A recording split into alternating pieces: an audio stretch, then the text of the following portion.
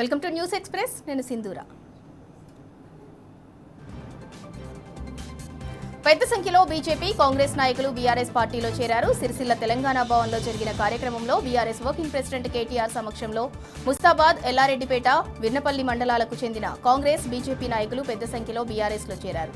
వరంగల్కి ఆహ్వానించారు కేటీఆర్. ప్రజల మనసు గెలవాలంటే గత ప్రభుత్వం కంటే ఎక్కువ అభివృద్ధి చేసి చూపించాలి, కానీ మంజూరు చేసిన వాటిని రద్దు చేయడం కరెక్ట్ కాదని విమర్శించారు కేటీఆర్. మంజూరు చేసిన నిధులను రద్దు చేస్తే ప్రజలను ఇబ్బంది పెట్టినట్లు అవుతుందని అన్నారు.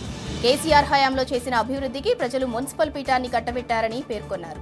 అంతకుముందు రాజన్న సిరిసిల్ల పట్టణంలోని 5వ వార్డులో నిర్మించిన పురపాలక సంఘ కమ్యూనిటీ హాల్ను ప్రారంభించి పారిశుద్ధ్య కార్మికులను సన్మానించారు. గిరిజనుల స్వపరిపాలన కోసం తండాలను తీర్చిదిద్దిన ఘనత బీఆర్ఎస్ ప్రభుత్వానిదే అని మాజీ మంత్రి సబితా ఇంద్రారెడ్డి అన్నారు. గిరిజనుల ఆరాధ్య దైవం సేవాలాల్ మహారాజ్ ఆలయాలను గుర్తించి ధూపదీప నైవేద్యాలకు ప్రభుత్వం ప్రోత్సాహకాలు అందించాలని డిమాండ్ చేశారు. రంగారెడ్డి జిల్లా శంకరపల్లి మండలం ఇంద్రారెడ్డి నగర్లో నూతనంగా నిర్మించిన మరియమ్మ సంత్ సేవాలాల్ ఆలయ ప్రారంభోత్సవానికి సబితా ఇంద్రారెడ్డి ముఖ్య అతిథిగా హాజరయ్యారు.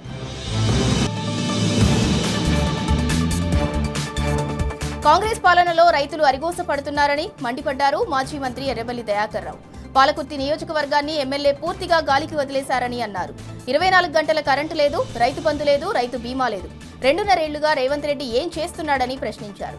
కేసీఆర్ రైతులను కడుపులో పెట్టుకుని కాపాడుకుంటే రేవంత్ రైతులను పట్టించుకున్న పాపాన పోలేదని విమర్శించారు. రైతులకు అన్యాయం చేస్తే ఊరుకునేది లేదని, అసెంబ్లీ ముట్టడికి కూడా సిద్ధం రామన్న హెచ్చరించారు. కేంద్ర రాష్ట్ర ప్రభుత్వాలు స్వలాభం కోసం పనిచేయకుండా రైతు సంక్షేమం కోసం పనిచేయాలని డిమాండ్ చేశారు. బేల మండలం సాంగిడి గ్రామంలో సంతకాల సేకరణ కార్యక్రమాన్ని చేపట్టారు. రైతు కుటుంబాలు ఎదుర్కొంటున్న ఇబ్బందులను అడిగి తెలుసుకుని వారికి అధైర్యపడొద్దని భరోసా కల్పించారు.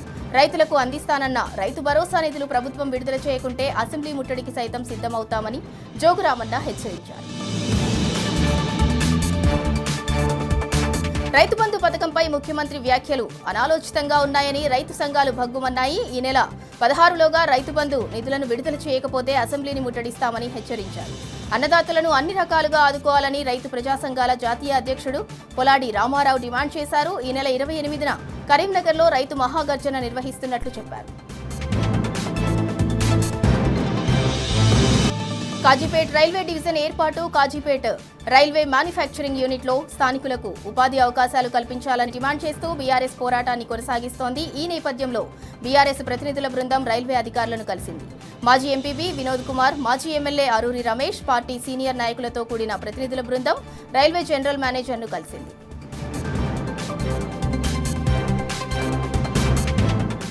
ప్రభుత్వ పాఠశాలల్లో అమలు చేస్తున్న మధ్యాహ్న భోజనంలో నాణ్యత లోపించడంపై నాగర్ కర్నూలు కలెక్టర్ ఆగ్రహం వ్యక్తం చేశారు. జిల్లా కేంద్రంలోని జిల్లా పరిషత్ బాలికల ఉన్నత పాఠశాలను ఆకస్మిక తనిఖీ చేసిన ఆయన విద్యార్థులతో సహపంక్తి భోజనం చేశారు. విద్యార్థులకు అందించే భోజనం రుచిపచి లేకపోవడం, మెనూ ఫాలో అవ్వకపోవడం పట్ల అసంతృప్తి వ్యక్తం చేశారు. విధుల్లో నిర్లక్ష్యం వహించిన ప్రధానోపాధ్యాయుడితో పాటు మరో ఉపాధ్యాయునికి షోకాస్ నోటీసులు జారీ చేశారు. హక్కుల సాధన కోసం మరో ఉద్యమం అవసరమని బీఆర్ఎస్ బీసీ నేతలు అభిప్రాయపడ్డారు. ఐక్యంగా పోరాడితేనే హక్కులు సాధించుకుంటామని పిలుపునిచ్చారు. బీసీల్లో రాజకీయ చైతన్యం వస్తేనే రాజ్యాధికారం సాధించుకుంటామని పిలుపునిచ్చారు. హైదరాబాద్ కాచిగూడలో పలు పార్టీల బీసీ నేతలు సమావేశమయ్యారు. విద్యా కమిషన్ నివేదికపై విద్యార్థులు ఆగ్రహం వ్యక్తం చేశారు. బీఆర్ఎస్వీ ఆధ్వర్యంలో ఆందోళనకు దిగారు. విద్యార్థులు ఉద్యోగులకు వ్యతిరేకంగా రూపొందించిన విద్యా కమిషన్ నివేదిక రిపోర్టును చించి నిరసన వ్యక్తం చేశారు. కమిషన్ చైర్మన్ ఆకునూరి మురళిని వెంటనే సస్పెండ్ చేయాలని డిమాండ్ చేశారు. ముఖ్యమంత్రి క్షమాపణలు చెప్పాలంటూ నినదించారు.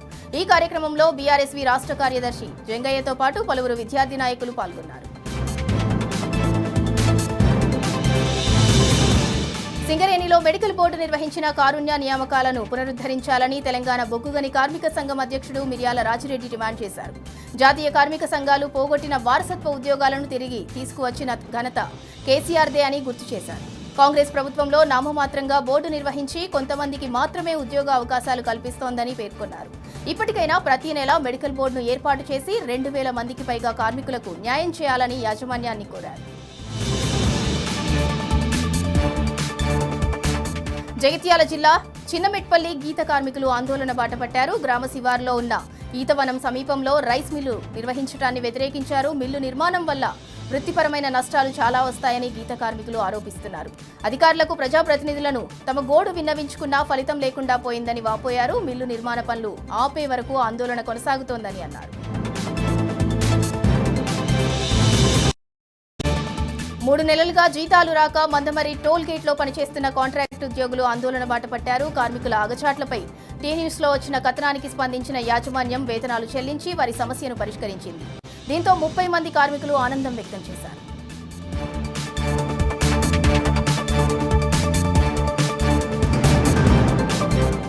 గత ప్రభుత్వం ప్రతిష్టాత్మకంగా ఏర్పాటు చేసిన పల్లె ప్రకృతి వనాలు ఇప్పుడు మందుబాబులకు అడ్డాలుగా మారుతున్నాయి. ప్రజలకు ఉపయోగపడాల్సిన ప్రకృతి వనాలు పూర్తిగా నిర్లక్ష్యానికి గురికావడంతో మందుబాబులు రెచ్చిపోతున్నారు.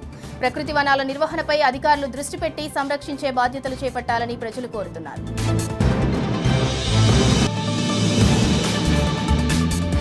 గ్రామ పంచాయతీల అభివృద్ధి పనుల కోసం అవసరమైన నిధులు విడుదల చేయాలని పలు గ్రామాల సర్పంచ్లు డిమాండ్ చేస్తున్నారు. నిధుల కొరత కారణంగా తాగునీరు, రహదారులు, పారిశుద్ధ్యం వంటి సౌకర్యాలు ప్రజలకు అందించలేకపోతున్నామని వివరించారు. నిధులను విడుదల చేయాలని కోరుతూ మామిన్పేట మండలం టేకులపల్లి, ఎన్కతల గ్రామాల సర్పంచ్లు వికారాబాద్ జిల్లా కలెక్టర్కు వినతి పత్రం సమర్పించారు. చందానగర్లో ఫ్లెక్సీల రగడ చెలరేగింది. మహిళా దినోత్సవం రోజున శుభాకాంక్షలు తెలుపుతూ బీఆర్ఎస్ ఏర్పాటు చేసిన ఫ్లెక్సీలను తొలగించడాన్ని మాజీ కార్పొరేటర్ నవతారెడ్డి తీవ్రంగా ఖండించారు. మహిళా దినోత్సవం రోజునే మహిళలను అవమానించేలా అధికారులు వ్యవహరించారంటూ ఆందోళనకు దిగారు. మియాపూర్ మున్సిపల్ కార్యాలయం ఎదుట ప్రభుత్వ అధికారులకు వ్యతిరేకంగా నిరసన తెలిపారు. కాంగ్రెస్ పార్టీ ఫ్లెక్సీలను అలాగే ఉంచి కేవలం బీఆర్ఎస్ పార్టీ ఫ్లెక్సీలను మాత్రం తొలగించడం కక్ష సాధింపు చర్యలేనని మండిపడ్డారు.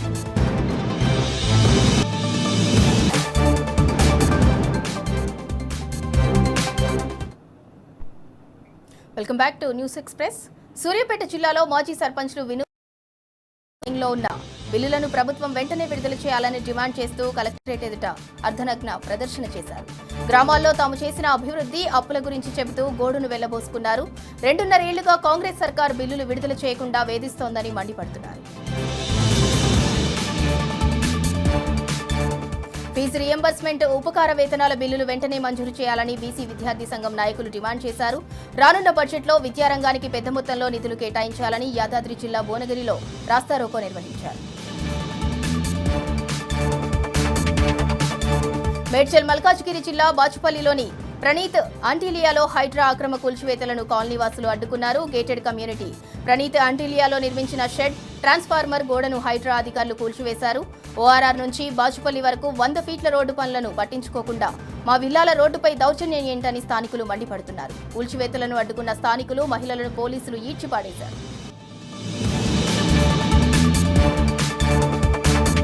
సీఎం వ్యాఖ్యలపై జీహెచ్ఎంసీ స్వచ్ఛ ఆటో కార్మికులు, డ్రైవర్లు బగ్గుమంటున్నారు. హైదరాబాద్లో రోజు చెత్త సేకరించకపోవటం వల్లే చెత్త పేరుకుపోతుందనటం రేవంత్ అవగాహన రాహిత్యానికి నిదర్శనమని స్వచ్ఛ ఆటో కార్మిక సంఘాలు మండిపడుతున్నాయి. స్వచ్ఛ ఆటో డ్రైవర్లు అంటున్నారు. సీఎం రేవంత్ తన వ్యాఖ్యలు వెనక్కి తీసుకోకపోతే నగరంలో ఆటోలన్నీ నిలిపివేస్తామని హెచ్చరించారు.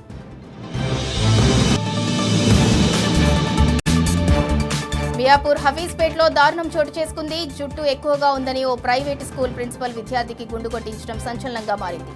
9వ తరగతి చదువుతున్న విద్యార్థికి జుట్టు ఎక్కువగా ఉందని ప్రిన్సిపల్ మందలించగా దేవుడి మొక్కు ఉందని సదరు విద్యార్థి బదులిచ్చాడు. అయినా వినిపించుకోకుండా ప్రిన్సిపల్ విద్యార్థికి గుండు కొట్టించాడు. దీంతో విద్యార్థి తల్లిదండ్రులు స్కూల్ ముందు ఆందోళన చేపట్టారు. మంచిర్యాల జిల్లాలో విషాదం చోటు చేసుకుంది. ప్రమాదవశాత్తు కరెంటు వైర్లు తగిలి 2 వ్యక్తులు మృతి చెందారు. దండేపల్లి మండలం మేదరిపేట ఇండియన్ ఆయిల్ పెట్రోల్ బంక్ దగ్గర ఐరన్ స్టాండ్ కు తీసుకెళ్తుండగా కరెంటు వైర్లకు తగిలింది. దీంతో మంటలు చెలరేగి 2 వ్యక్తులు అక్కడికక్కడే మృతి చెందారు. పోలీసులు కేసు నమోదు చేసుకుని దర్యాప్తు చేస్తున్నారు. రంగారెడ్డి జిల్లా మైలార్దేవిపల్లి పోలీస్ స్టేషన్ పరిధిలో స్కోడా కార్ బీభత్సం సృష్టించింది. పల్లె చెరువు నుంచి చందాయాన్ గుట్ట రహదారిలో అతివేగంగా వచ్చిన కారు ముందు వెళ్తున్న బైక్ ను బలంగా ఢీకొట్టింది. అయినప్పటికీ కార్ డ్రైవర్ ఆపకుండా 2 కిలోమీటర్ల మేర బైక్ ను ఈడ్చుకెళ్లాడు. ఈ ఘటనలో బైక్ పై ఉన్న 2కి స్వల్ప గాయాలయ్యాయి. సమాచారం అందుకున్న పోలీసులు డ్రైవర్ ను అదుపులోకి తీసుకుని కేసు నమోదు చేసి విచారణ చేపట్టారు. డ్రైవర్ మద్యం సేవించి ఉన్నాడని పోలీసులు చెబుతున్నారు. సూర్యాపేట జిల్లాలో డెక్కన్ సిమెంట్ భూముల ఆక్రమణ వ్యవహారంపై అధికారులు మొక్కుబడిగా విచారణ చేపట్టారని ఫిర్యాదుదారు సురేష్ ఆరోపించారు. డిఎఫ్ఓ పరిశ్రమల అధికారులు విచారణలో తూతూ మంత్రంగా వ్యవహరించారని, మరోసారి క్షేత్రస్థాయిలో విచారణ చేపట్టాలని ఆయన డిమాండ్ చేశారు.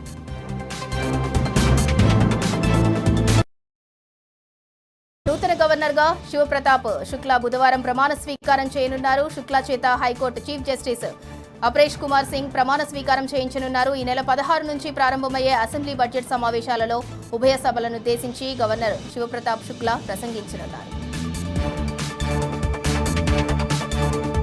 ఎండలు పెరుగుతున్నాయి. నీటి ఎద్దడి కూడా తీవ్రమవుతోంది. మేడ్చల్ పరిధిలో మంచినీటి సమస్య ఏర్పడటంతో మహిళలు ఖాళీ బిందెలతో ర్యాలీ నిర్వహించారు. మాజీ గ్రంథాలయ చైర్మన్ భాస్కర్ యాదవ్ ఆధ్వర్యంలో మహిళలు జీహెచ్ఎంసీ కార్యాలయం ముందు నీళ్లు కావాలంటూ నినదించారు. కొన్ని ప్రాంతాల్లో డ్రైనేజీ నీటితో కలుషితమైన నీరొస్తోందని అధికారుల దృష్టికి తీసుకువెళ్లారు. సీఎం కేసీఆర్ నాయకత్వంలో మిషన్ భగీరథ ద్వారా ప్రతి ఇంటికి తాగునీరు అందేదని, ఇప్పుడు ఆ పరిస్థితి లేదని భాస్కర్ అన్నారు. రాష్ట్రంలో భానుడి బగబగలు మొదలయ్యాయి. ఒక్కసారిగా ఎండల తీవ్రత పెరగడంతో ప్రజలు అల్లాడిపోతున్నారు. ఉష్ణోగ్రతలు పెరుగుతున్న క్రమంలో ప్రజలు అప్రమత్తంగా ఉండాలని వాతావరణ శాఖ సూచించింది. మధ్యాహ్న సమయంలో ఉష్ణోగ్రతలు మరింత పెరిగే అవకాశం ఉందని తెలిపింది. ఇప్పటికే పలు చోట్ల గరిష్ట ఉష్ణోగ్రతలు నమోదవుతున్నాయి.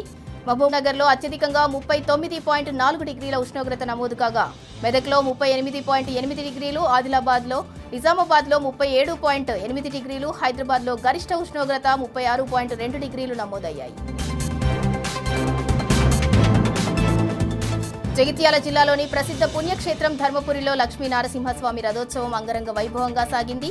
ప్రధాన ఆలయం నుంచి నంది చౌరస్తా వరకు రథయాత్ర సాగింది. భక్తుల జయ నినాదాల మధ్య నారసింహుడు రథంపై ఊరేగుతూ భక్తులను అనుగ్రహించాడు. వేల సంఖ్యలో భక్తులు ఈ ఉత్సవంలో పాల్గొని మొక్కులు చెల్లించుకున్నారు. ప్రముఖ దర్శకుడు విఎన్ ఆదిత్య తెలుగు సినిమా దర్శకుల సంఘం అధ్యక్షునిగా ఎన్నికయ్యారు. ఉపాధ్యక్షునిగా సముద్ర, ప్రధాన కార్యదర్శిగా రామారావు, కోశాధికారిగా నీలం సాయి రాజేష్ ఎన్నికయ్యారు. ఎన్నికల సమయంలో ఇచ్చిన హామీకి కట్టుబడి సంఘ సభ్యుల భద్రత కోసం కృషి చేస్తానని ఈ సందర్భంగా ఆదిత్య అన్నారు. రాజ్యసభ అభ్యర్థిగా అభిషేక్ మను సింఘ్వి నామినేషన్ వేసిన వేళ తన ఆస్తుల వివరాలను ఎన్నికల అఫిడవిట్లో ప్రకటించారు. ఆస్తుల వివరాలు చూస్తే ఎవరైనా ముక్కున వేలు వేసుకోవాల్సిందే. అభిషేక్ మను సింఘ్వి ప్రకటించిన ఆస్తుల విలువ అక్షరాల 2,860 కోట్లు. 2018లో 650 కోట్లు ఉన్న సింఘ్వి ఆస్తుల విలువ 2024లో 1,872 కోట్లుగా మారింది. ప్రస్తుతం ఏకంగా 2,860 కోట్లకు చేరటంపై నెటిజన్లు సెటైర్లు వేస్తున్నారు. ఉగ్రవాదులు, లవ్ జిహాదీల కేసులు ఉచితంగా వాదిస్తే ఎన్ని కోట్లైనా వెనకేసుకోవచ్చంటూ విమర్శలు గుప్పిస్తున్నారు. పార్లమెంటు బడ్జెట్ సమావేశాలు తొలి రోజునే వేడెక్కాయి. పశ్చిమాసియా యుద్ధంపై చర్చించాలని విపక్షాలు పట్టుబట్టాయి. అందుకు స్పీకర్ స్థానంలో ఉన్న జగదాంబికా పాల్ అంగీకరించకపోవడంతో సభా కార్యక్రమాలను అడ్డుకుంటూ పెద్ద ఎత్తున నినాదాలు చేశారు. ఈ గందరగోళం మధ్య 2-3 సార్లు వాయిదా పడ్డ లోక్సభ ఆ తర్వాత సమావేశమైన విపక్షాలు పట్టు వీడలేదు. ఇరాన్పై చర్చ జరగాల్సిందేనని మొండికేశాయి. ఓ దశలో స్పీకర్ వెల్లోకి దూసుకెళ్లిన విపక్ష దీంతో సభను రేపటికి వాయిదా వేస్తున్నట్లు స్పీకర్ ప్రకటించారు. పశ్చిమాసియా పరిస్థితులు, పర్యవసానాలపై చర్చకు అనుమతించాలని రాజ్యసభలో విపక్షాలు పట్టుబట్టాయి. ఇరాన్ విషయంలో భారత్ వైఖరి చెప్పాలంటూ కాంగ్రెస్ సభ్యులు డిమాండ్ చేశారు. అలాగే రష్యా నుంచి మినహాయింపులు ఇస్తున్నట్లు అమెరికా చేసిన ప్రకటనపై కూడా విపక్షాలు మండిపడుతున్నాయి. ప్రధాని మోదీ అమెరికా ఒత్తిడికి తలొగ్గి వ్యవహరిస్తున్నారని విపక్ష సభ్యులు ఆరోపించారు. ఈ క్రమంలో పశ్చిమాసియాలో ఉద్రిక్తతలు తగ్గించేందుకు ప్రయత్నిస్తున్నట్లు విదేశాంగ శాఖ మంత్రి జైశంకర్ ప్రకటించారు. పరిస్థితిని ఎప్పటికప్పుడు అంచనా వేస్తున్నట్లు తెలిపారు. విపక్ష సభ్యుల ఆందోళన మధ్య జైశంకర్ ప్రసంగించారు. విపక్ష నేతలు డైలమాలో ఉన్నారని, సభలో ఏం చేయాలో కూడా వారికి అర్థం కావట్లేదని కేంద్ర మంత్రి కిరణ్ రిజిజు చురకలంటించారు. స్పీకర్ అవిశ్వాస తీర్మానంపై చర్చంటూ నోటీసులు ఇస్తున్నారు. అది జరగకముందే వాయిదా వేయాలంటూ మరో నోటీసులు ఇస్తారని మండిపడ్డారు. విదేశాంగ మంత్రి యుద్ధ పరిస్థితులపై వివరణ ఇస్తుంటే వినకుండా చర్చకు పట్టుబట్టడమేంటో అంతుచిక్కటం లేదన్నారు కిరణ్ రిజిజు. తన జీవితంలో ఇలాంటి బాధ్యత లేని ప్రతిపక్షాన్ని ఇంతవరకు చూడలేదని నిప్పులు చెరిగారు. సభా మర్యాదలు ఏంటో కూడా తెలియని నేతలు ప్రతిపక్షంలో ఉన్నారని మండిపడ్డారు. పశ్చిమాసియాలో ఉన్న భారతీయుల భద్రతపై దృష్టి పెట్టామని కేంద్రం స్పష్టం చేసింది. వారి రక్షణ కోసం తగు చర్యలు చేపడుతున్నట్లు కేంద్ర విదేశాంగ శాఖ మంత్రి జైశంకర్ ప్రకటించారు. టెహ్రాన్లో భారత దౌత్య కార్యాలయం పూర్తి స్థాయిలో పనిచేస్తోందని తెలిపారు. పెట్రోల్, గ్యాస్ ధరలపై కూడా దృష్టి పెట్టినట్లు ఆయన తెలిపారు. దేశంలో ఆయిల్ నిల్వలపై ఆందోళన చెందాల్సిన అవసరం లేదని జయశంకర్ పేర్కొన్నారు. రానున్న తమిళనాడు ఎన్నికల్లో డీఎంకే కొత్త చరిత్ర సృష్టిస్తోందని ఆ పార్టీ అధ్యక్షుడు రాష్ట్ర ముఖ్యమంత్రి ఎంకే స్టాలిన్ అన్నారు. ఇందుకోసం ప్రతి కార్యకర్త పట్టుదలతో పనిచేయాలని పిలుపునిచ్చారు. తిరుచి సమీపంలోని సిరగనూరులో జరిగిన బహిరంగ సభలో ఆయన మాట్లాడారు. ప్రభుత్వ పనితీరు దేశమంతటా తమిళనాడు ఖ్యాతిని పెంచిందని అన్నారు. ద్రవిడ మోడల్ 2.0ను విజయవంతం చేయాలని స్టాలిన్ పిలుపునిచ్చారు. కరూర్ తొక్కిసలాట ఘటనలో విచారణకు రావాలని టీవీకే అధినేత విజయ్కు సీబీఐ మరోసారి సమన్లు జారీ చేసింది. రేపు దర్యాప్తు సంస్థ అధికారుల ఎదుట హాజరు కానున్నట్టు పేర్కొంది. ఈ ఘటనకు సంబంధించి సీబీఐ అధికారులు ఇప్పటికే 2 సార్లు విజయ్ని విచారించారు. కరూర్ తొక్కిసలాటకు తమ పార్టీకి ఎలాంటి సంబంధం లేదని విచారణదారుల ముందు విజయ్ వెల్లడించినట్లు విజయ్ చెప్పినట్లు అనేక కథనాలు వెలువడ్డాయి. టెహ్రాన్పై అమెరికా దళాలు మూకుమ్మడిగా విరుచుకుపడుతున్నాయి. ఆల్బోర్ట్ ప్రావిన్స్లోని ఇంధన నిల్వ కేంద్రాలపై దాడులు జరిపాయి. దీనితో పెట్రోలియం ఉత్పత్తులన్నీ అంటుకుని భారీ పేలుళ్లు సంభవించాయి. సమీప ప్రాంతాల్లో దట్టమైన నల్లని పొగలు కమ్మటంతో అనేక మంది విషవాయువులకు సంస్థలు తెలిపాయి. ఇరాన్ మిలిటరీ సంస్థలకు ఆయిల్ సరఫరా చేస్తున్నందుకు ఆయిల్ డిపోలపై దాడులు నిర్వహించినట్లు ఇజ్రాయెల్ వర్గాలు తెలిపాయి. గల్ఫ్ దేశాలపై దాడులు చేయబోమని ప్రకటించిన ఇరాన్ ఇంకా దాడులు కొనసాగిస్తూనే ఉంది. అరబ్ దేశాలపై దాడులకు క్షమాపణలు కోరిన ఇరాన్ దాడులు మాత్రం ఆపడం లేదు. తమ రక్షణ కోసం తాము దాడులు చేయక తప్పటం లేదని ఇరాన్ విదేశాంగ శాఖ ప్రకటించింది.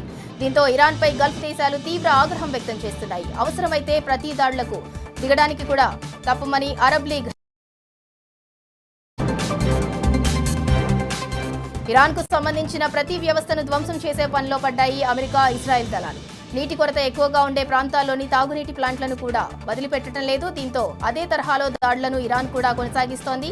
బహ్రెయిన్లోని డీసాలినేషన్లో ప్లాంట్పై డ్రోన్లపై దాడులు దిగింది. తమ దేశంపై తమ నేతలపై కక్షగట్టి దాడులకు దిగుతున్న అమెరికా అధ్యక్షుడు ట్రంప్ను వదిలేసే ప్రసక్తే లేదని ఇరాన్ స్పష్టం చేసింది. ఇంతకు ఇంత ప్రతీకారం తీర్చుకుంటామని ఇరాన్ నేషనల్ సెక్యూరిటీ కౌన్సిల్ కార్యదర్శి అలీ లారిజానీ హెచ్చరించారు. ఖమేనీతో పాటు దాదాపు 1500 మంది దేశ ప్రజలను పొట్టన పెట్టుకున్నారని ఆగ్రహం వ్యక్తం చేశారు. ఇప్పటికే వందలాది మంది అమెరికన్ సైనికులను బంధించి జైళ్లలో పెట్టామన్నారు.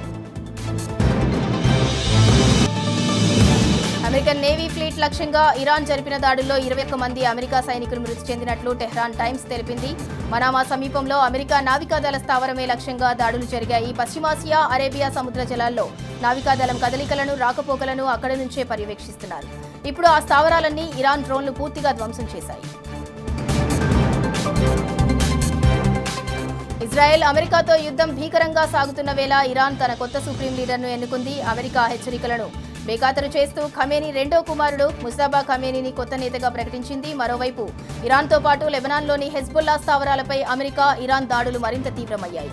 ఇరాన్లోని చమురు నిల్వ కేంద్రాలపై దాడుల కారణంగా వెలువడుతున్న పొగలు పర్యావరణానికి పెనుముప్పనే ఆందోళన వ్యక్తమవుతోంది. ఈ పరిస్థితుల మధ్య ఇరాన్ కొత్త సుప్రీం లీడర్ ఎంపిక కొలిక్కొచ్చింది.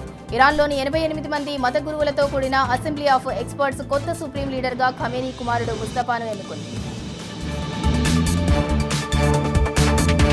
అంతర్జాతీయ స్టాక్ మార్కెట్లపై యుద్ధ ప్రభావం పడింది. క్రూడ్ ప్రకంపనలు సృష్టించింది. ఈ ప్రభావంతో south Korea, Japan, Taiwan, Australia, China stock మార్కెట్లు నష్టాల్లో కూరుకుపోయాయి. జపాన్ సూచీ నిక్కీ 7% పతనమైంది. 1000 పాయింట్లకు పైగా పడిపోయిన డౌన్ ఫ్యూచర్ సౌత్ కొరియాలో తాత్కాలికంగా ట్రేడింగ్ నిలిపివేసింది. దేశీయ స్టాక్ మార్కెట్లు బేర్మన్నాయి. భారీ నష్టాలతో నెలకొన్న పరిస్థితులు మన్నాయి. సెన్సెక్స్ 1352 పాయింట్ల మేర పతనం కాగా నిఫ్టీ 24,000 మార్కు దిగువన ముగిసింది. దీనివల్ల మదుపర్లకు 12 లక్షల కోట్ల మేర నష్టం వాటిల్లింది. డాలర్తో పోలిస్తే రూపాయి మారకం విలువ 92.25 కనిష్ట స్థాయికి పడిపోయింది. పసిడి ధరలు మళ్లీ పడిపోయాయి. హైదరాబాద్లో 10 గ్రాముల 22 క్యారెట్ల బంగారం ధర 1800 రూపాయలకు పడిపోగా 24 క్యారెట్ల బంగారం ధర 1960 రూపాయలకు దిగొచ్చింది. వెండి ధరలు మాత్రం నిలకడగా కొనసాగుతున్నాయి. హైదరాబాద్లో కిలో వెండి ధర 2,90,000 వద్ద ట్రేడ్ అవుతోంది. ముచ్చటగా మూడోసారి భారత్ టీ20 ప్రపంచ కప్ సాధించడం పట్ల దేశవ్యాప్తంగా ఆనందోత్సాహాలు వెల్లువిస్తున్నాయి. Team India captain Suryakumar Yadav, chief coach Gautam గంభీర్తో కలిసి ఐసీసీ చైర్మన్ జైషా అహ్మదాబాద్లోని ప్రసిద్ధ హనుమాన్ దేవాలయాన్ని సందర్శించి ప్రత్యేక పూజలు నిర్వహించారు. ఈ సందర్భంగా సూర్యకుమార్ మాట్లాడుతూ సమిష్టి కృషి, పట్టుదలతో ప్రపంచ కప్ సాధించామని అన్నారు. ఫైనల్లో సాధించిన కప్ను స్వామివారి ముందుంచి విశేష పూజలు నిర్వహించారు. ఒలింపిక్స్ లో గోల్డ్ మెడల్ సాధించడమే తమ తదుపరి లక్ష్యమని టీమిండియా కెప్టెన్ సూర్యకుమార్ యాదవ్ తర్వాత ఒలింపిక్స్ లో క్రికెట్ స్థానం కల్పించనుండగా 2028లో లాస్ ఏంజల్స్ లో టీ20 ఫార్మాట్ లో పోటీలు నిర్వహించనున్నట్లు సూర్యకుమార్ తెలిపారు. ఆ పోటీలలో విజేతగా నిలిచి గోల్డ్ మెడల్ సాధించాలన్నదే తమ తదుపరి లక్ష్యమన్నారు. న్యూజిలాండ్ ను చిత్తుగా ఓడించి భారత్ భారతీయ సైనికులు ఆనందాన్ని పంచుకున్నారు. జై భారత్ అన్న నినాదాలతో చంద్రకోట్లోని సిఆర్పీఎఫ్ 84వ బెటాలియన్లో మార్మోగింది. 96 పరుగుల తేడాతో ప్రత్యర్థి జట్టును ఓడించి భారత్ అమేయ శక్తిగా నిలిచిందని, ఇదెంతో స్ఫూర్తిదాయకమని సైనికులు ఆనందాన్ని వ్యక్తం చేశారు. ఇది ఇవాల్టి news express updates. Keep watching tea news.